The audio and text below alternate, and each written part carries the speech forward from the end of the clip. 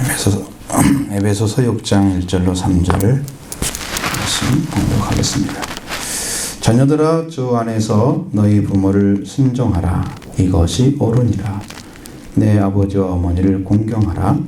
이것은 약속이 있는 첫 계명이니 이로써 네가 잘되고 땅에서 장수하리라. 아멘. 오늘은 어버이주일이죠. 어버이주일은 항상 부모에 대한 이야기를 하죠. 근데 하나님께서 이번에는 전혀 다른 방향을 가르쳐주셔서 우리가 살아가는 동안에 정말 중요한 부분이 뭐냐면 하나님의 명령을 따라서 우리의 삶을 살아가는데 그 말씀이 우리 안에 이루어지는 거예요. 그 삶이 여러분의 음식을 먹고 마시면 소화가 돼서 우리 몸에 이루어온 영양소가 되잖아요. 필요한 영양소 되죠? 그와 똑같이 말씀이 여러분 안에 완전하게 이루어지면 여러분이 그걸 사용해서 능력으로 살 수 있습니다. 그걸 말하는 거예요. 이루어지는 거예요. 하나님은 그것을 원하고 계시고 그 역사 가운데 여러분이 다 들어오셔야 된다는 거예요. 그런 말씀 중에 이제 한 말씀이 바로 부모를 어떻게 순종하고 공경해야 되는가. 그런 명령을 듣게 되는 거죠. 아마 이 말씀은 거의 해마다 거의 대부분 부분에서 말씀을 드렸던 그런 말씀입니다. 반복되는 거죠. 아마 새롭게 들려주려면 하나님이 새로운 말씀을 주셔야 돼요. 여러분이 이렇게 들을 때에 보통 우리들이 생각할 수 있는 아주 간단한 상식적으로 생각하면 늘 대하고 있는 게 부모잖아요. 늘 대하고 있는 게 부모예요.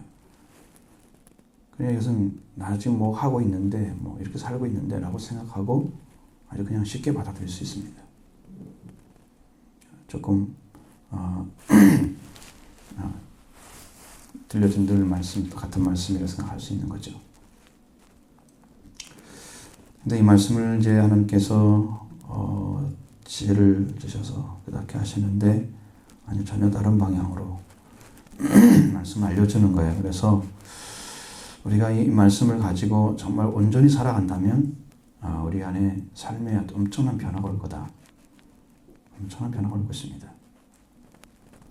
그리고 자녀가 부모하고 관계에서 살아갈 때 어떠한 입장에서 어떠한 자리에서 말씀을 따라 명령을 순종해야 되는지에 대해서 오늘 말씀 가르쳐주고 있거든요. 여러분 제가 이렇게 바로 올바른 자리에서 부모를 대하는 있는지를 아주 깊이 깨닫게 되는 시간이 되기를 바랍니다. 먼저 1절을 보겠습니다. 자녀들아 주 안에서 너희 부모를 순종하라. 이것이 옳으니라. 이것은 먼저 이 명령은 자녀들에 대한 명령이다 그럽니다. 여러분 이 말씀에서 에베소 6장 9절 1절부터 9절의 말씀을 보면 전부 명령이에요. 자녀들아, 부모들아, 정들아, 상전들아. 다 이게 지금 질서를 위해서 주시는 말씀이에요. 질서. 그럼 이 가정을 가지고 갔을 때 여러분의 부모와 관계에서는 이 질서를 지켜줘야 돼요. 이 질서를 지켜줘야 되는 거예요. 근데 여기 자녀들아 이렇게 있습니다. 이런 테크나라는 말은 아래 테크논에서 나온 이제 복수거든요. 복수. 혹격 복수인데 여기는 정성으로 되어 있습니다. 그러니까 남자가 여자가 아닌 정성. 남자와 여자가 다 들어가 있는. 그러니까 남자, 여자, 여성 관계없이 또 아직 태어나지 않은 자녀에게도 해당되는 말씀이에요. 신기하죠? 그렇게 썼습니다. 이 단어를. 남자와 여자 모든 아이, 그 모든 자식을 다 향해서 지금 부르고 있는 거예요. 근데 자녀들아, 이것은 모든 자녀들에게 부르는 호칭이에요. 조상이 있는 사람들이 전부. 부모를 가지고 있는 사람들이에요. 조상이 없는 사람은 없어요. 만약에 고아라 할지라도 부모인 걸 모르는 것 뿐이지 실은 뭐가 있어요? 조상이 있는 거죠. 몰라서 그런 거지. 없는 사람은 없다고요. 그냥 태어날 수는 없는 거예요. 그러니까 이것은 조상을 가지고 있는, 부모를 가지고 있는 모든 자녀들을 향해서 지금 부르고 있는 거예요. 너희들이 살 방법이 뭐냐?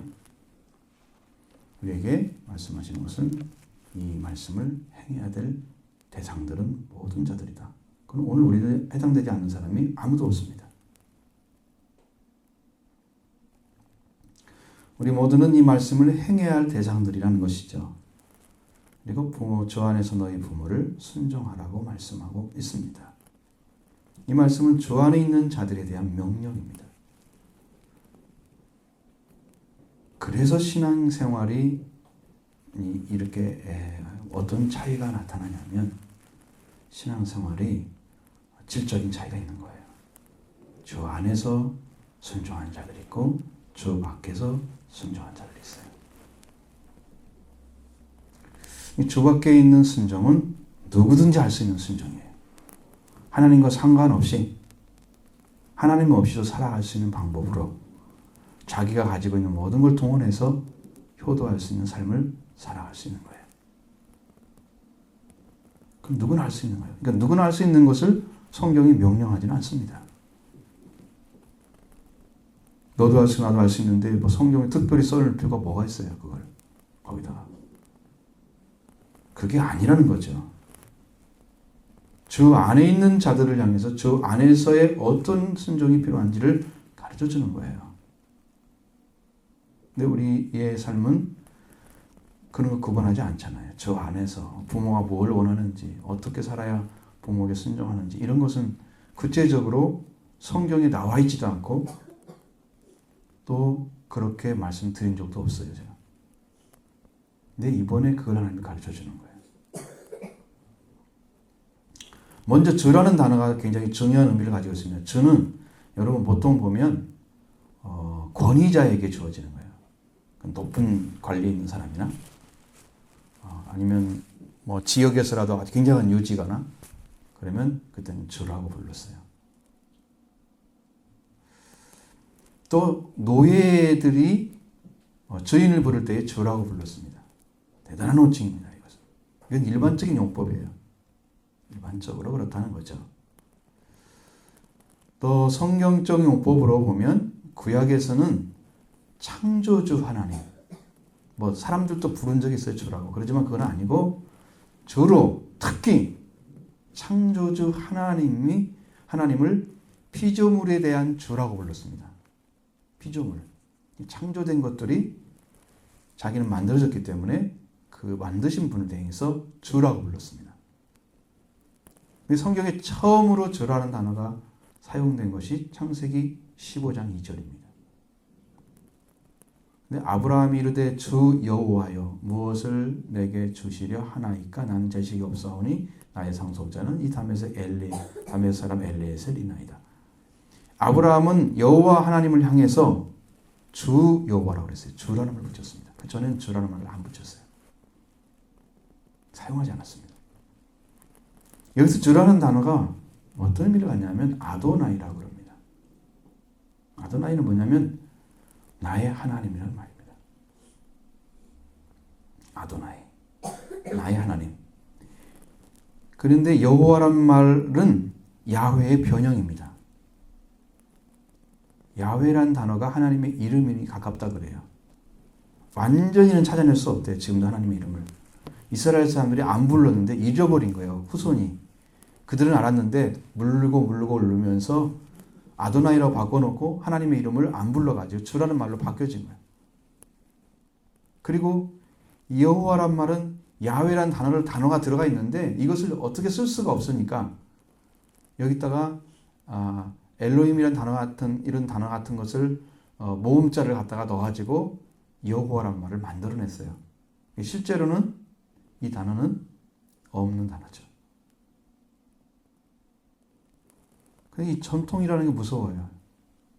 여호와란 말을 안 쓰면 성경도 아니다. 이런 사람도 있어요. 우리 세번역 성경을 보십시오. 여호와란 말이 없습니다. 전부 주라고 번역해놨습니다. 주라고 번역해놨습니다. 여러분 그 성경 보면 여호와란 말 자체가 없어요. 왜? 학자들이 다 그 의견이 동일한 거예요. 그때 그렇게 번역해놨어요. 히브리인은 야훼라는 이름을 부르는 것이 송구스럽게 여겨져 가지고 하나님의 이름을 주라고 바꿔놨습니다. 아도나이라, 나의 하나님이라. 그리고 이거 70인역 성경에 이제 히브리어 성경을 헬라어로 바꿔주는 과정 가운데서 야훼를 주라고 번역해놨습니다. 거기서 야훼라는 말 안 써버렸어요. 그리고 퀴리오스라고 이렇게 놨어요.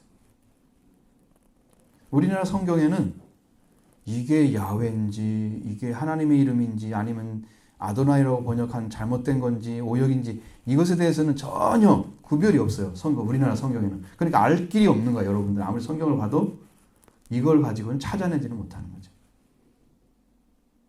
이게 심각한 문제죠. 그런데 이런 분명하게 RSV라는 세번역 영어 세번역 같은 데 보면은 히브리어 아돈이나 아도나이에 대해서 로드라고 써놨습니다. LORD 주라는 말인데 이것은 신성 사자명인 야훼라는 말을 써서 철자를 갖다 대문자로 써놨어요. 확실히 구분하는 거예요. 그냥 소문자 첫자만 대문자 쓰고 로드라고 쓴 것도 있잖아요. 근데 네 자를 대문자로 써놨어요. 로드, RORD 이렇게 해서 확실하게 구분을 시켜놨어요. 이 정도는 돼야 되죠, 번역이. 이게 정상적인 거예요. 근데 우리나라는 그게 할 수가 없어요. 주란 말이 똑같아. 더 크게 쓸 수도 없고, 그다음에 줄을 쳐놓던가, 색깔을 바꿔놓던가, 그런 거밖에 못해요. 뭐, 대문자, 소문자 없잖아요, 한국은. 그래서 철자, 넷을 모두 대문자로 표현했습니다. 이 야훼란 말이 완전히 다른 말이다. 그렇게 나왔죠. 근데 이것이 이제 신약으로 옵니다. 신약으로 오게 되면 예수님에 대한 신앙 고백을 뭐라고 하냐면 예수님은 주다. 사도행전 2장에도 나오고 고린도전서 12장 3절에 나와요. 예수님을 하나님으로 대접하는 거예요. 예수님은 하나님으로. 예수님 하나님이 아니냐? 아니, 하나님이세요. 삼위일체 하나님이신데 그 하나님을 대상으로 신앙의 대상이 됩니다. 예배의 대상이 됩니다. 그러니까 주라고 하는 말은 여러분들이 뭘 대상으로 지금 생각하냐면 예수님을 주님이라고 부르면 여러분은 예수님을 하나님으로 신앙 대상으로 믿는 대상으로 보는 거고요. 그 다음에 예배 대상으로 보는 거예요. 예수님 주인이라고 하시는 여러분 그분을 믿는 것입니다. 그리고 그분에게 예배를 그래서 고린도전서 12장 3절에 그러므로 내가 너희에게 알리나니 하나님의 영으로 말하는 자는 누구든지 예수를 주라 저주할 자라 하지 아니하고 또 성령으로 아니하고는 누구든지 예수를 주라 할 수 없느니라. 여러분 내가 어떤 자를 주라고 부르러 때 내가 그 사람을 주라는 걸 모르고 부르는 사람은 없잖아요. 그렇죠? 한국에 대통령이 있는데 대통령이 누군지 모르고 대통령을 부르는 사람 없잖아요. 예수님이 주이신데 주님이신데 주님인지 모르고 부르는 사람은 가짜 신앙이야. 그것은 예수님이 주인지는 모르고 부르는 거야. 그건 뭐예요? 배워서 하는 거. 배워서 하는 거. 지식의 알미 아니고 계시의 알미 돼서 성령이니까 성령이 오셔서 예수님이 주인 걸 가르쳐주면 여러분 예수를 주라고 부릅니다. 그러면 뭐냐? 여러분이 주라고 불렀으니까 예수님 하나님으로 신앙의 대상이고 예배 대상이 되는 거예요. 그게 진짜 신앙인 거죠. 알고 불렀습니다. 그렇죠? 그러면 주님이 나의 주님 안에 저로서 계십니다. 심령 안에 계시고 삶도 주관하시고 정말 나의 구주로 계십니다. 이건 우주적인 사건입니다. 지금도 그걸 알고 부르냐 모르고 부르냐는 신앙이 있느냐 없느냐 참이냐 거짓이냐 결정되는. 근데 예수님을 주라고 고백했습니다. 그리고 초대교회 성도들도 그렇게 예수님을 주와 그리스도로 고백했습니다. 그러니까 모든 사람들이 예수님을 주와 그리스도로 지금 고백하고 살아가고 있는 거예요. 근데 그때가 헬레니즘 시대잖아요. 로마도 막 번창하고 있었고. 그러니까 그 당시에 로마 황제가 있어요. 근데 로마 황제를 신격화 시켜놨어요. 아우구스투스라고 해서 초대 황제 있죠. 그래서 황제를 숭배하도록 만들었습니다. 그분을 뭐라고 부르냐? 그 당시에도 주라고 불렀어요. 주라고 불러서. 그 다음에 헬레니즘 종교, 거기에서도 예배의 대상을 퀴리오스라고 불러버린 거예요. 그러면 우리가 지금 부르는 예수님을 주라고 부르는 것과 딱 마주치죠. 이렇게 했을 때 기독교는 그때로부터 굉장한 박해가 오기 시작한 거예요. 그러니까 주라고 고백하는 그 사실 하나를 위해서 우리는 목숨을 내놔야 돼요. 거짓으로 주라고 하고 목숨 버릴 사람은 하나도 없잖아요. 그죠? 알지도 못한 사람 주라고 했다가 그냥 목숨 날아가잖아요. 정말 예수가 주인 것을 고백하는 그 심령을 찾아낸 사람, 이 사람은 주라고 부를 자격이 있는 거예요. 부르는 거예요. 그래서 하나님은 주시라는 경우는 우리가 하나님의 주권을 승인하는 것입니다. 전 인류, 우주와 전 인류의 유일한 주권자라고 할 때 주라고 사용합니다. 전 우주의 창조주, 사람, 인생의 생과 사의 지배자, 그걸 주라고 불러요. 그러니까 여러분, 주란 말이 단단한 말이 아니에요. 우리 주인, 그러니까 우리 안에 구원자로서 주인이 되신다. 우리 다 혼자 개인의 주가 아닌 거예요. 이 주님은 온 땅의 주. 성경에 보면 온 땅의 주라고 하는 것입니다. 전 세계 지배자의 하나님. 그건 놀라운 말씀이죠. 자, 신약에서는 예수님을 주라고 불렀습니다.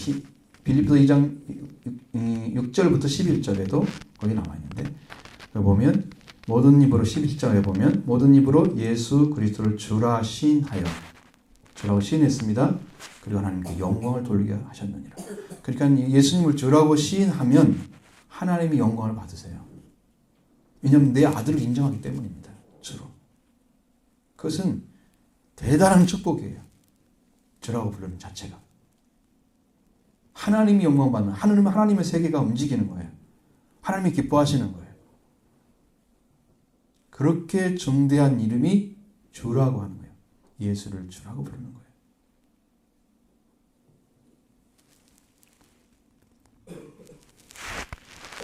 구약에서는 하나님, 야훼 하나님이 주라고 불러지고, 신약에서는 예수 그리스도가 주라고 부르게 됐습니다. 예수님을 주라고 부르는 것은 우리와 우리 이 모든 인류의 생명의 주인이신 분이라고 하는 신앙 고백입니다.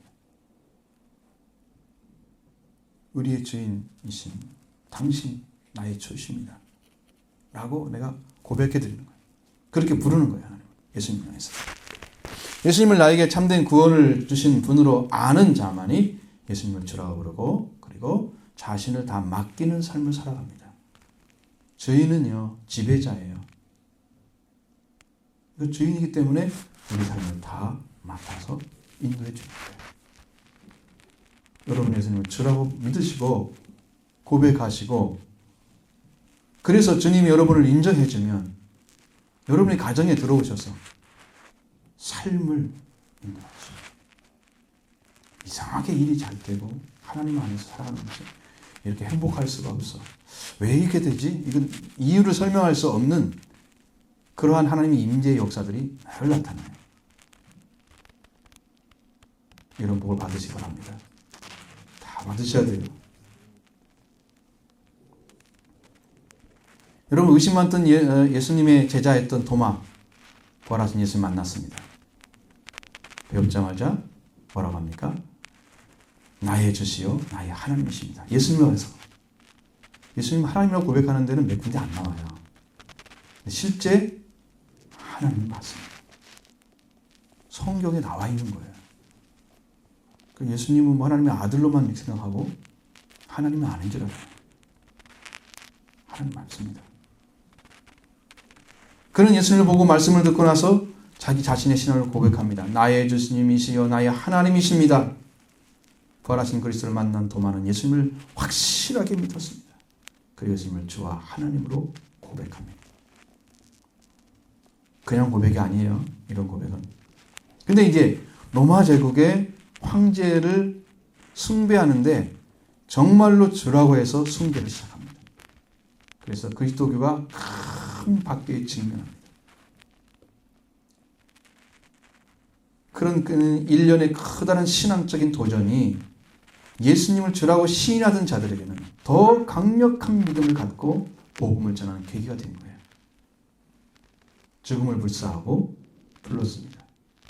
많은 사람들이 죽어갑니다. 화형을 당하죠. 사자의 밥이 됩니다. 그래도 주라고 부릅니다. 예수를. 여러분, 이게 한 가지 사건 때문에 이런 거예요. 얼마나 무서운 일인지 아시겠죠? 이 주라는 한 가지 때문에 이랬다니까요. 문제가 목숨을 건 주. 여러분, 있으나 마는 주. 이게 어떤 차이가 있어요? 신앙에서. 여러분은 어떤 주를 좀 고백하고 있습니까? 그런데 이것을 더 신앙을 더 강화시키는 결과가 됐습니다. 처음에 교회는 예수님을 주라고 고백하면서 핍박이 많이 왔을수록 더 큰 소망이 가졌습니다. 그리고 마지막에 보면 마라나타라고 합니다. 마라나타. 우리들의 주여 오시옵소서. 이 말은 고린전서 16장 22절에 정확히 나와 있습니다. 마라나타. 그리고 이 말씀이 계시록 22장 20절에 나와 있습니다. 그래서 마라나타, 우리들의 주여 오시옵소서. 주님의 오심을 간절히 고대하는 그런 신앙 고백으로 지금도 사용되고 있습니다. 여러분도 마라나타 하십시오. 마라나타 하셔야 됩니다. 우리 주여 오시옵소서. 여러분 영적 임재가 있어야 예수님이 의지적 재림하실 때 그때 살아날 수 있고요. 이거 안 되면 망합니다. 자, 그런데 주 안에서 부모를 순종하라 이랬습니다. 성경 말씀이. 근데 모든 인류의 구원을 위해서 세움을 받은 예수 그리스도가 주인이 되도록 살아가는 예배소 성도들을 향해서 말씀한 거고, 지금은 우리 성도들에게 예수님을 구주로 영접한 자의 삶을 살아가라고 명령해 주시는 거예요. 그렇기 때문에 주 안에서 너희 부모를 순종하라. 이 말씀은 어떻게 하는 것인가? 오늘 우리가 깊이 깨달은 말씀입니다. 주 안에서 너희 부모를 순종하는 건 어떤 걸까? 저한테 하나님께서 몇 가지 지혜를 주십니다. 갑자기 하나님께서 이 말씀을 주십니다. 그대로 제가 이제 따라갔습니다. 결론이 나왔어요.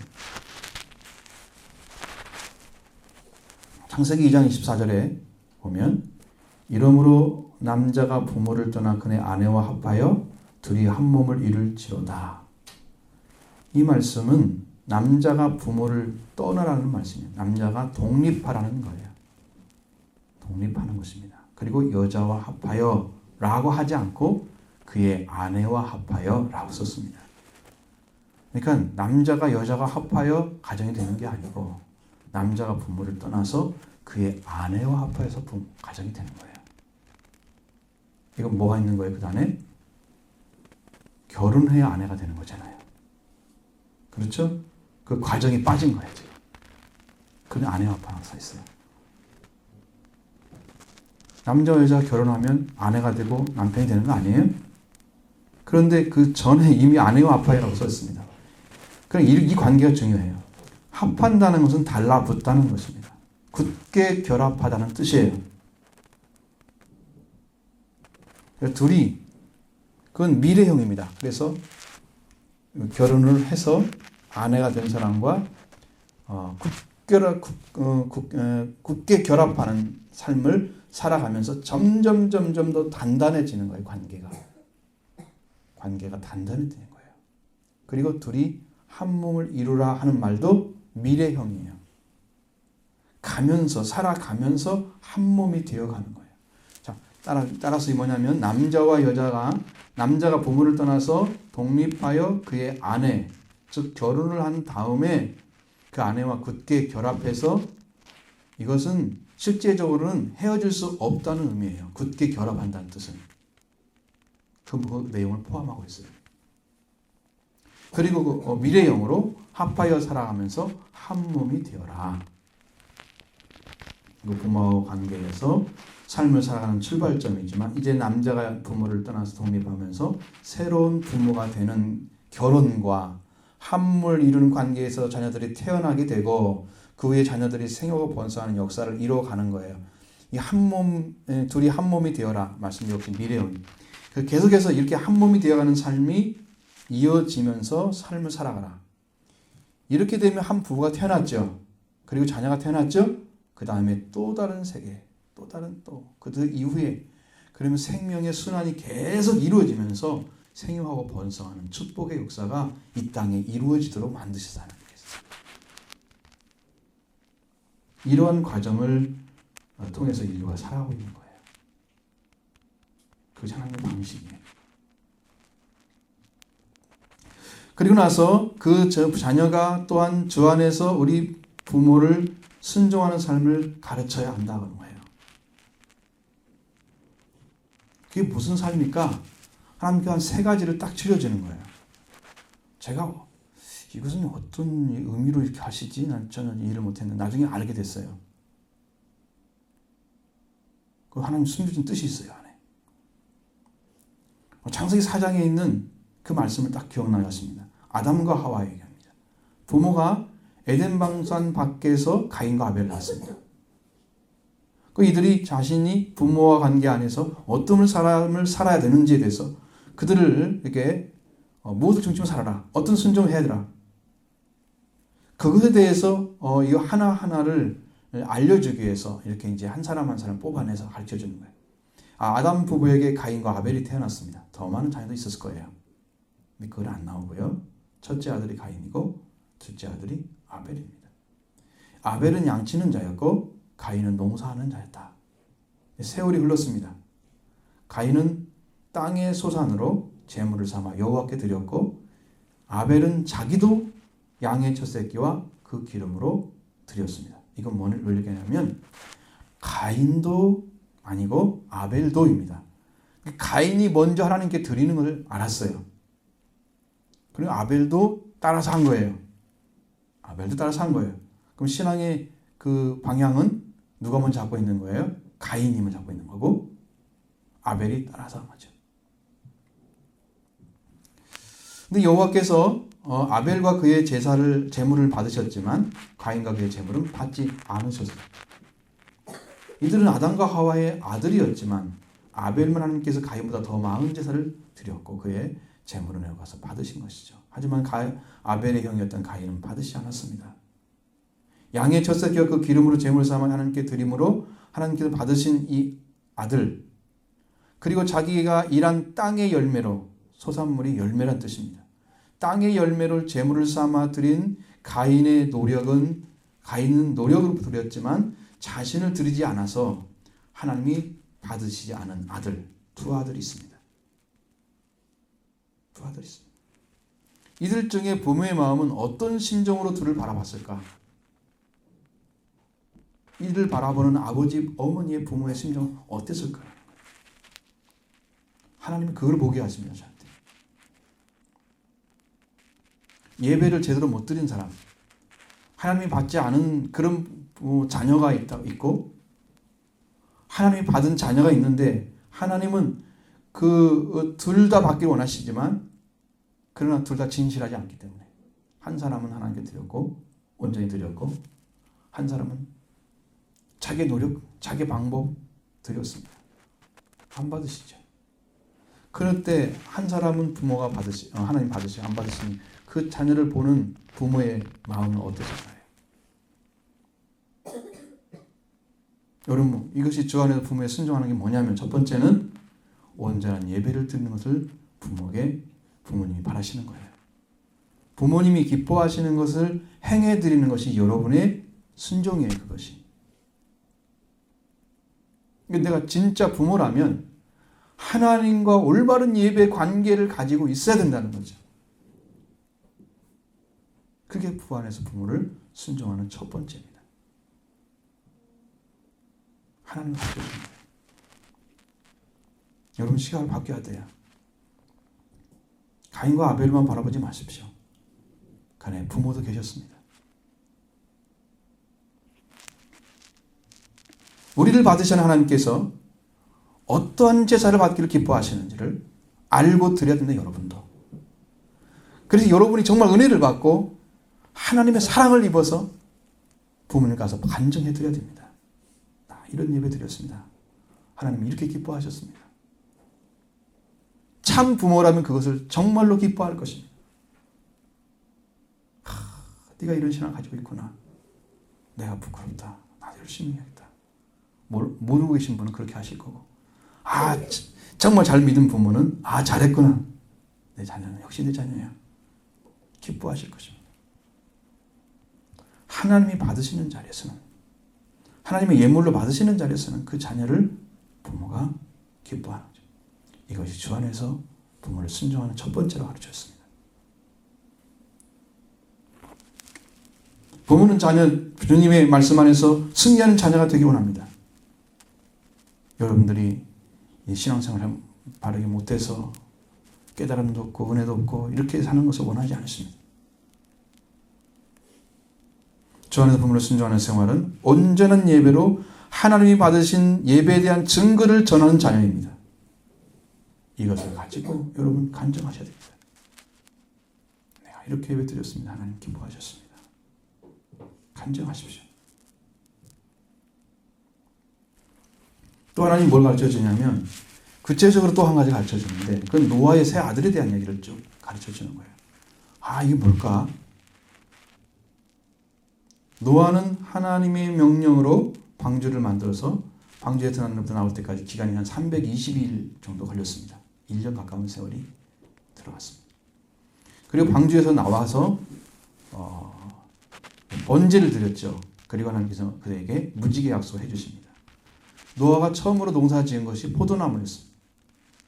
포도를 심고 얼마나 마셨는지 아버지가 취해서 벌거벗고 누워버렸습니다. 장막에서. 아버지의 모습을 함이 봤습니다. 둘째 아들이. 그리고 셈과 야벳에게 이야기합니다. 자, 그들은, 셈과 야벳은 자기들이 옷을 가져다가 아버지 안 보려고 그래. 자기들이 어깨에 메고 뒷걸음쳐 들어가서 아버지의 하체를 덮어줍니다. 돌이켜서 아버지의 하체를 보지 않았다. 그렇죠? 여기서 결정이 났습니다. 부모의 약한 모습 보면 자녀는 어떻게 해야 될까요? 어떻게 해야 될까요, 자녀는? 부모의 연약한 것을 막 비판하면서 싫어하면서 부모를 타격하고 이렇게 싸우죠. 부모 좀 됐으면 이 정도는 해줘야지. 이것도 못 해주냐고 그러면서 부모를 이제 자기 밑에 놓죠. 부모의 약한 모습, 약한 거 공격하는, 그게 아니라 그것을 덮는 자녀인지 아닌지가, 이게 주 안에 살고 있는, 주 밖에 살고 있는지가 결정되는 거예요.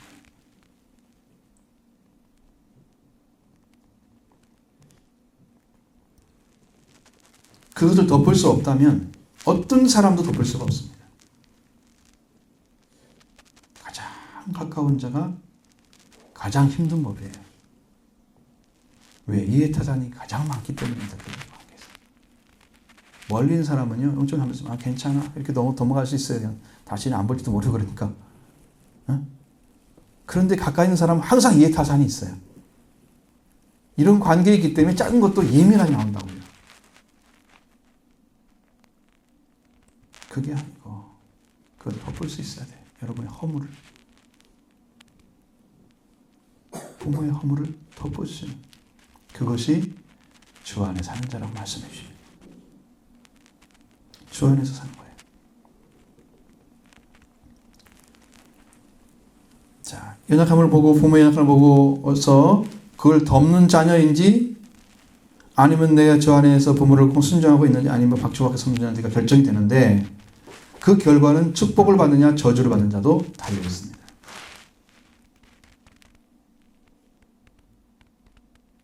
이게 두 번째예요. 세 번째는 주 안에서 내 부모를 순종하라. 구체적인 생활. 아브라함을 통해 가르쳐 줬습니다. 아브라함은 데라의 아들이죠. 데라는 갈대우리에서 거주했습니다. 그가 그곳에서 막내 아들 하란을 잃고 나서 갈대우리를 떠나서 하란이라는 지방으로 이주를 합니다. 하나님께서 거기서 아브라함을 불러내고 그렇죠? 마침내 가나안 땅에 들어가게 만들었습니다. 하나님께 재단을 쌓았습니다. 가나안 땅을 중심으로 살아가면서 많은 실수를 저지르고 그리고 친척을 데리지 말라고 그 롯을 데리고 왔는데 돌려보지 않고 그는 약속을 믿지 않아서 하나님께 약속을 믿도록 찾아오셔서 직접 말씀해 주시고 그 약속을 이루는 과정 가운데 하나님이 오십니다. 마침내 아들을 주셔서 약속하고 그 아들을 이삭이 태어나죠. 그 아들이 하나님께 드려지고 그 아들 하나님께 드리는 아브라함은 강한 믿음으로 하나님께서 번제로 드리라는 그 아들을 살리실 것을 믿고 의심하지 않는다. 그 자녀는 아버지의 믿음을 따라서 순종하며 천하 만민이 복을 받는 씨앗이 되어줍니다. 완전한 승리를 가져온 거예요. 아들이. 부모가 원하는 건 뭐냐면 자녀가 복의 자리에 서는 거예요. 자녀가.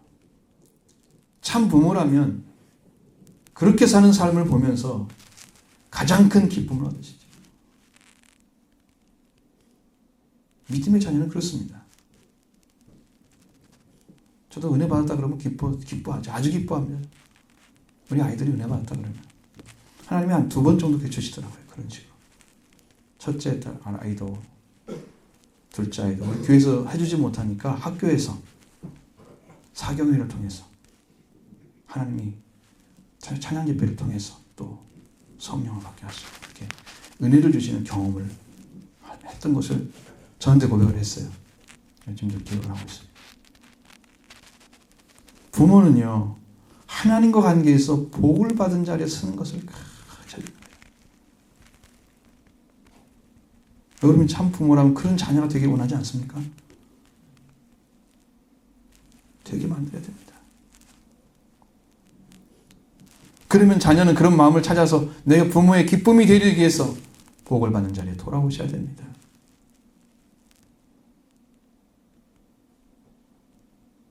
부모가 인도하는 대로 따라가는 신앙이죠. 왜? 아브라함은 하나님을 불러낸 사람이기 때문에 따라가도 안전하죠. 그렇습니다. 순종한 거예요. 근데 안 믿는 부모한테 따라가면 되겠어요? 안 되겠어요? 안 믿는 부모한테 따라가면 이런 복 받아요? 못 받아요? 못 받죠. 그러니까 주 밖의 생활이에요. 그것은. 주 밖에서 부모를 순종하는 거고 주 안에 순종하려면 우리가 복 받는 자리에 따라가야 돼요. 부모가 못 가르쳐주면 몰라서 못 가르쳐주면 알 수 있는 데 서서 여러분이 그 복을 찾아내셔야 됩니다. 그러니까 스승이 있는 자와 없는 자 다르고 부모 있는 자와 없는 자 다른 거예요. 영적으로도 그래요. 이 진리를 가르쳐주는 부모가 있다면 이 아이는 축복받을 수 있는 길을 찾을 수 있잖아요. 부모의 자격이 얼마나 정대한지도 알려주기도 하고 자녀가 어떤 죄를 사용하라고 하나님이 가르쳐주는 거예요. 한 번에 가르쳐주는 거예요. 이 말씀들을 통해서 하나님이 가르쳐주는 것입니다. 저 안에서 아름다운 모습, 온전한 예배를 드리는 것, 사람의 연약함을 덮어줄 줄 아는 참 사랑을 찾는 것이죠. 예배와 사랑 그리고 복입니다. 이 세 가지를 받고 살아가는 방식이 주 안에서 부모를 순종하는 방식입니다. 하나님이 그렇게 가르쳐주셨어요. 부모를 위한 것은 많지만 주 안에서 행하는 것은 우리에게 크게 성경에 나오지 않고 있어요. 사실을 따지면 참 부모는 하나님이시기 때문입니다. 이 말씀을 준비하는 내내 어떤 마음을 주시냐면 내가 부모다. 하나님 계속 그러시는 거예요. 내가 부모다. 내가 참 부모다. 그래서 제가 찾아본 성경에 히브리서 12장 9절에 보면 육신의 아버지와 영의 아버지가 나옵니다. 육신의 아버지가 있어요. 여러분을 낳아준, 여러분 이상이 존재하게 지금 땅에 살도록 육체를 가지고 마음까지 낳아준 부모가 있어요. 그게 육체의 아버지예요. 여러분의 영은 하나님께로 온 거예요. 그래서 영의 아버지가 있습니다. 육신의 아버지는 세상에 계시고 영의 아버지는 세상에만 계신 게 아니라 하늘과 땅 모든 것을 다 계시는 영의 아버지입니다. 우리의 신앙은 분명히 있는 것과 하나님 것을 나눌 수 있어야 돼요. 무엇이 있어야 우리가 살 수 있는 것을 알아야 된다는 거예요. 자, 주 안에서 부모의 순종 원하는 것이 이것이다. 그러면 우리의 신앙은 어떤 수준에 이르러야 되는가? 자, 그러니까 여기서 1절 하반절에 보면 이것이 옳으니라 이렇게 되어 있습니다. 근데 여기에 한 단어가 빠져 있습니다. 가르라는 단어입니다. 가르. 그 가르란 말은 이유를 묻는 왜냐하면 뭐 설명해 주는 거, 그러면 연결시켜 주는 그런 단어로 참으로 사실로 왜냐하면 그러면 이런 뜻으로 다 사용돼요. 여기서는 이유를 설명해 주는 거예요. 왜냐하면 이것이 옳기 때문이다. 이렇게 해석해야 됩니다. 자, 자녀들아 주 안에서 너희 부모를 순종하라. 왜냐하면 이것이 옳기 때문이다. 맞죠? 옳은 것입니다. 바울은 옳은 것을 행하도록 명령해 줬습니다. 여러분 그렇게 따라가셔야 됩니다. 이 세 가지 열매 맺도록 자녀를 지도하시기도 하고 여러분도 그런 것을 바라시고 또 자녀의 자리에 자녀들은 부모님께 그런 순종해 드리기 바랍니다. 그래야 축복의 자녀 되는 거예요. 그래야 부모가 기뻐하시는 거예요. 여러분 예배 성도에서 기쁨이 감사가 넘쳐서 딱 집에 가서 아버지한테 간증해 드려보세요. 어머니 얼마나 좋아하시겠어요. 정말 그러냐? 정말 그런 게 있어? 나도 한번 믿어보자. 이렇게 될 거 아니에요. 예수님께서 한마디 못하면 어떡해.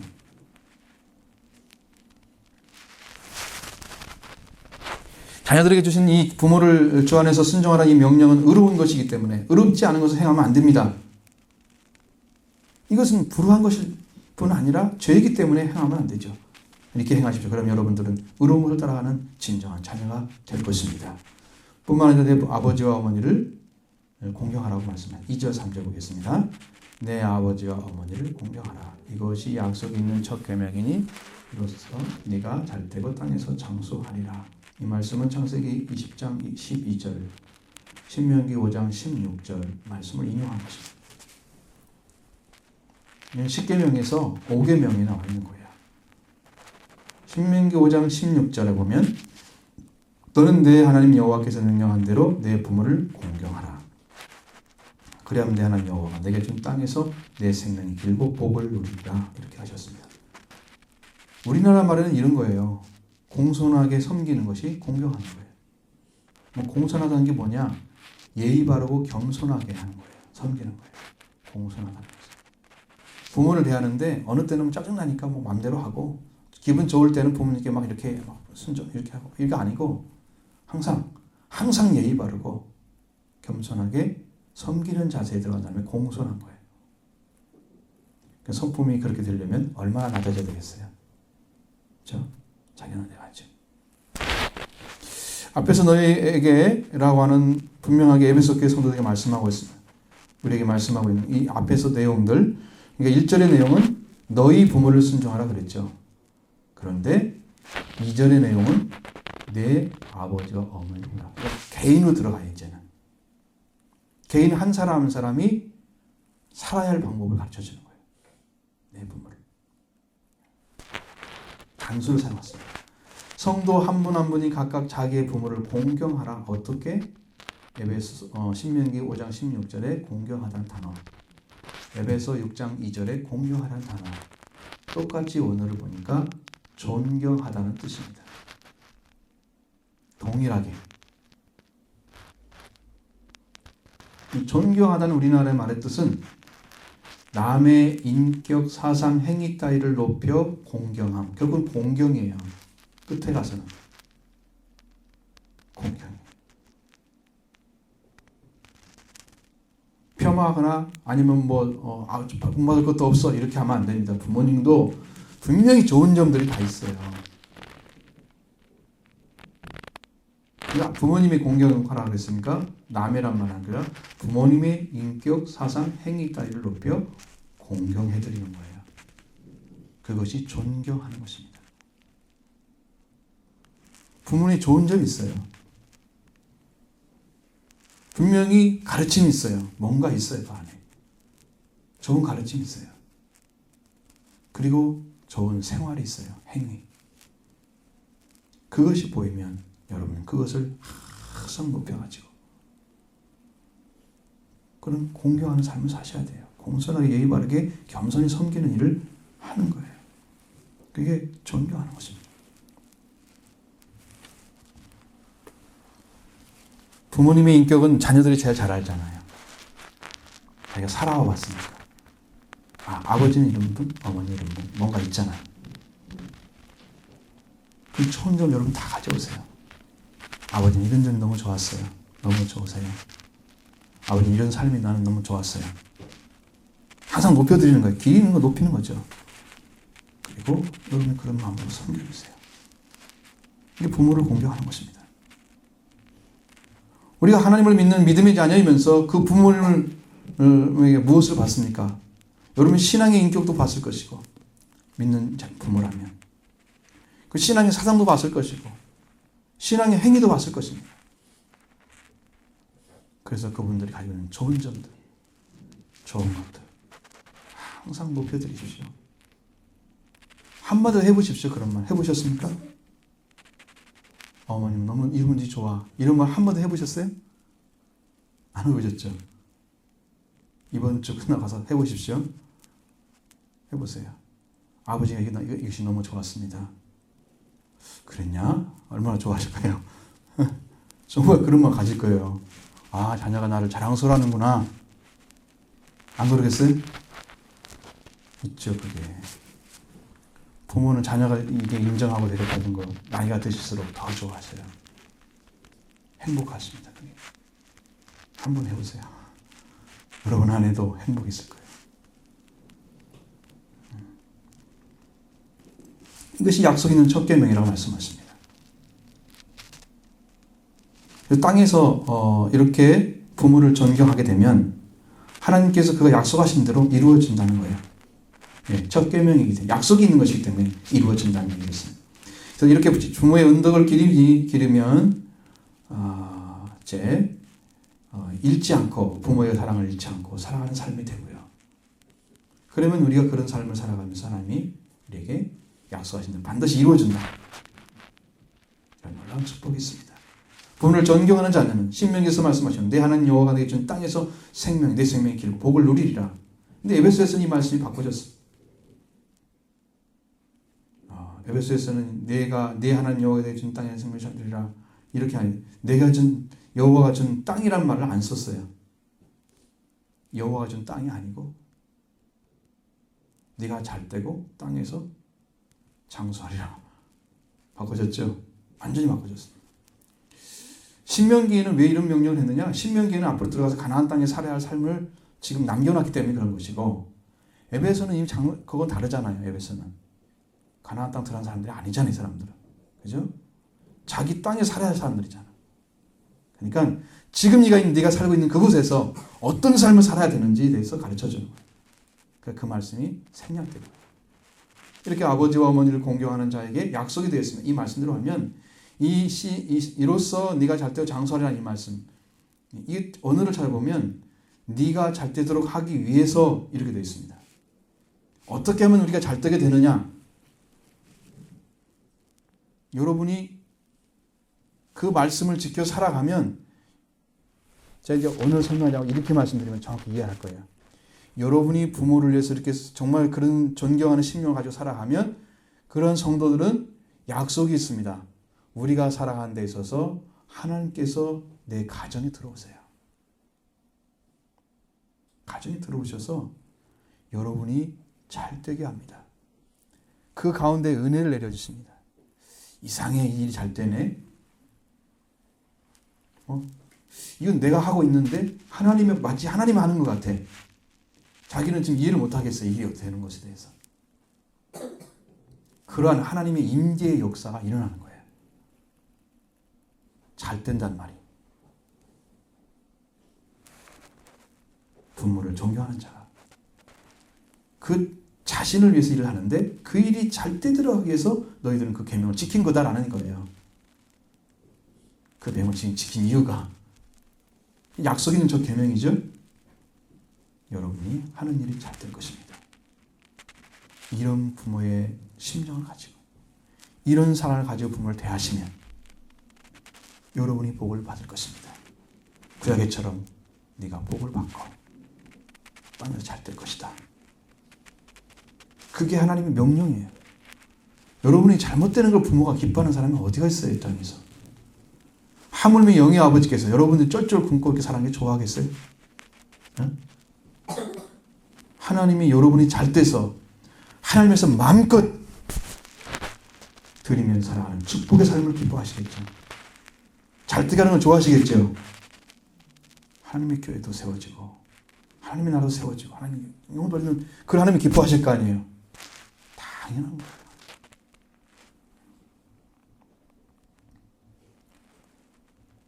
그러면서 땅에서 장수하리라고 했어요. 오래 산다고 하는 거죠. 이 말은 그런 삶을 살아간 사람들은 오래 살아가면서 하나님의 은혜를 누리며 사는 삶을 주겠다 약속입니다. 하나님의 임재의 삶을 오래 살면서 누리게 해주겠다 약속입니다. 그저 그냥 억지로 살아가는 사람들이 그러잖아요. 목숨이 찌르겨 하나님 없이 살아가는 사람의 모습이에요. 너무 힘들어. 하나님이 없으니까 힘들어요. 기쁨이 없고 만족이 없고 해야 될 일도 없고 여생은 남아있고 고통스럽죠. 하나님 안에 살아가면 여러분 자녀들이 찾아올 것입니다. 부모가 이렇게 살아가주면 부모가 잘 살아주면 자녀들이 찾아와서 아버지 어떻게 은혜를 받습니까?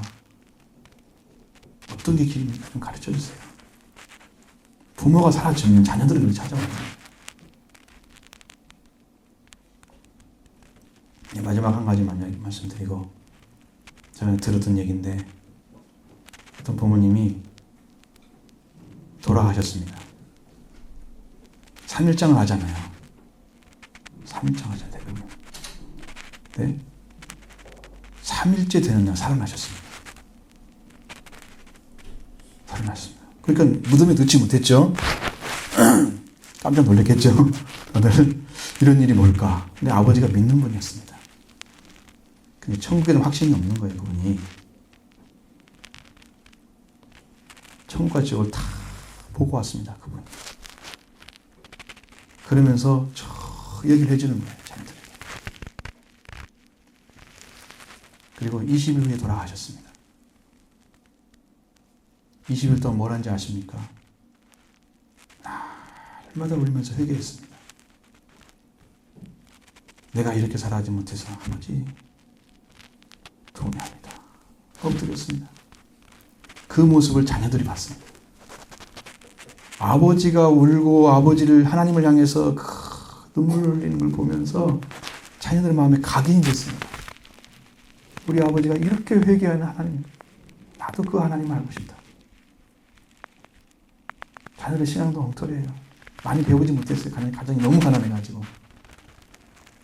그런데 그 자녀들이 다 돌아왔습니다. 이 시간도. 그 아버지를 잊지를 못합니다. 지금도. 그걸 고백하면 눈물이 글썽거립니다. 그렇게 소중한 아버지. 아버지가 유산을 남기고 왔습니다.